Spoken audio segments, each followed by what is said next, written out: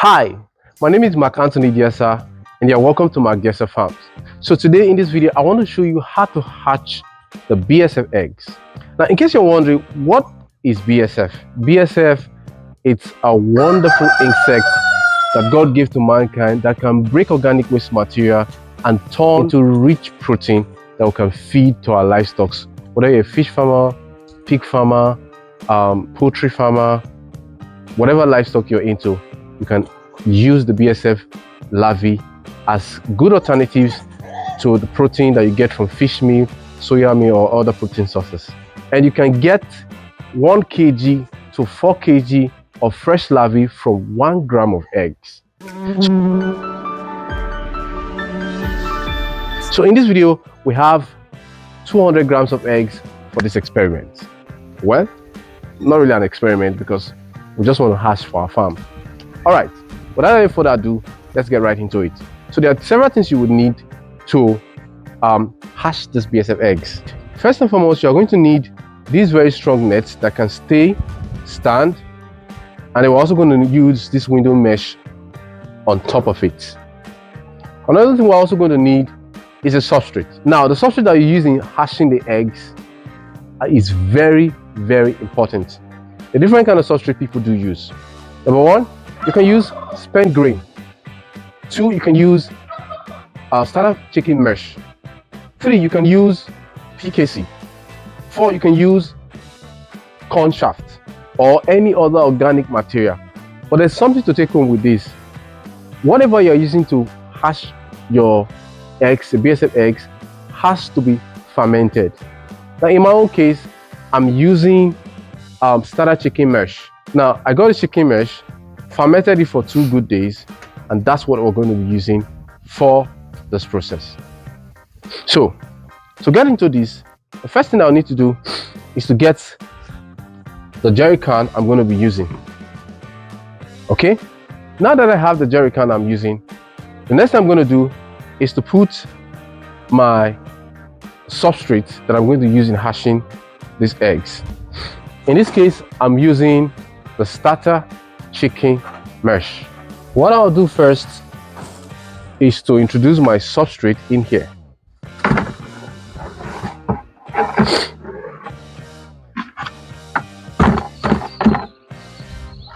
So I'm using chicken starter mesh in my own case.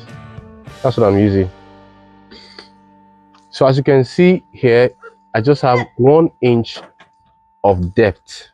1 inch of depth. I don't want a situation whereby it is too I don't want a situation whereby it is too deep, and I don't want a situation whereby it is too watery. So this mesh you're seeing right now has been fermenting for 2 days. Okay, now I just have 1 inch of depth. So the next thing I'm going to do, when you are using this hard wired mesh, okay, you have to be careful. Very, very sharp, can easily give you a wound, like I've gotten one right now. So I put it on top. The reason for this is so that this mesh does not come, this mesh will ensure that the eggs does not come directly in contact with the substrate.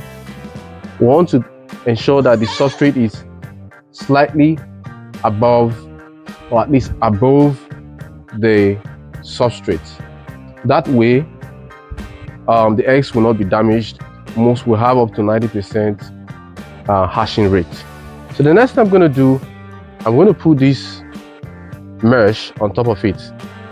If you look closely, you'll notice that this mesh, they have tiny holes with which the newly hatched eggs can come out. Right? They can come out of this easily. So recall that this is our eggs. This is 200 grams of eggs, right? And we are going to add a little quantity here. Let's say 50 grams of eggs.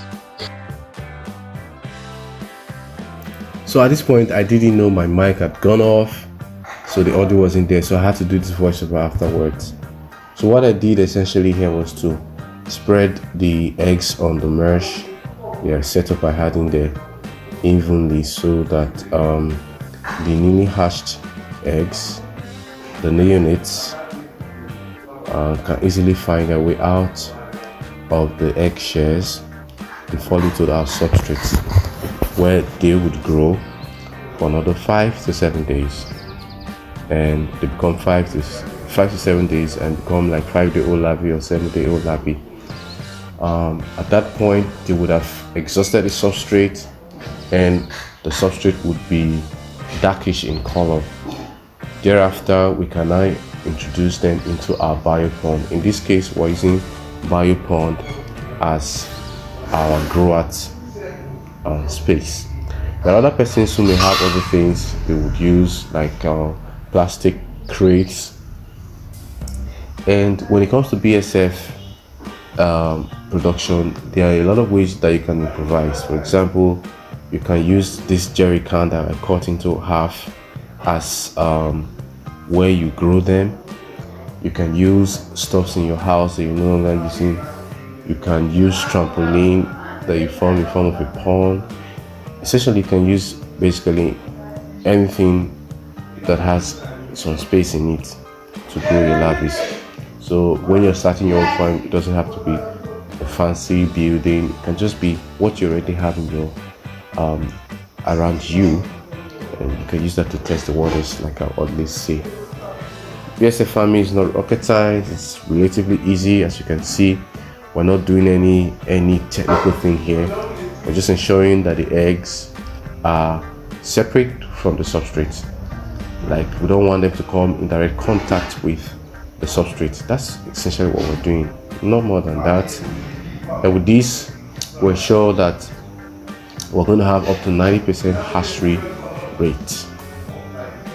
If you're looking to buy BSF eggs, no matter the quantity you're looking for, 50 grams, 100 grams, 500 grams, 1 kg of eggs, it's available. Send me a message on WhatsApp or send me an email, whichever the case is, whichever way is convenient, or put a call across to my number displayed on the screen and place your order.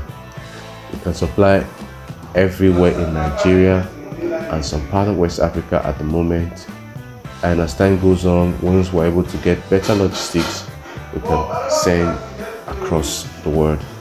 Now, if you've not gotten my book, Black Caesar Fly Farming 101, to get it if you can. I shared a lot of insight in that book and did a lot of stuff there. Just get a copy.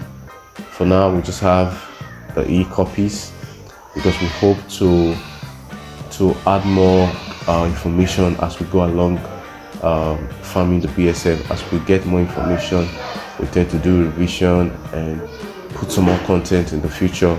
So for now, it's just an e-copy. Even as it is now, there are a ton of information you can get from this current edition. So send me a message on WhatsApp. It's going for 5,000 naira if you are in Nigeria, or $5 if you're in diaspora. Alright, thank you very much for watching. I hope this has given you some ideas on how to get started with your farm. Have a lovely day.